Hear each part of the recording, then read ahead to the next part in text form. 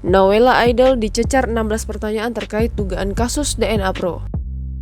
Nowela Idol baru saja usai menjalani pemeriksaan terkait kasus DNA Pro di Gedung Bareskrim Polri pada Jumat 22 April 2022. Jebolan ajang pencarian bakat menyanyi itu diperiksa oleh tim penyidik Bareskrim selama 5 jam.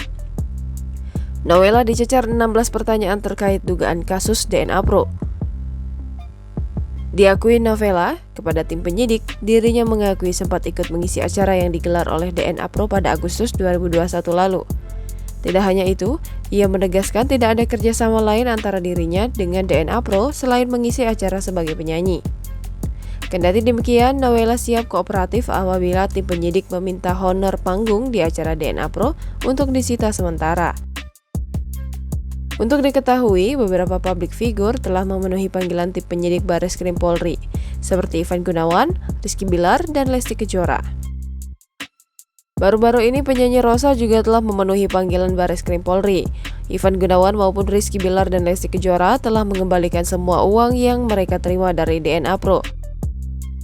Begitupun Rosa yang siap mengembalikan honor manggungnya di acara DNA Pro pada akhir 2021 di Bali.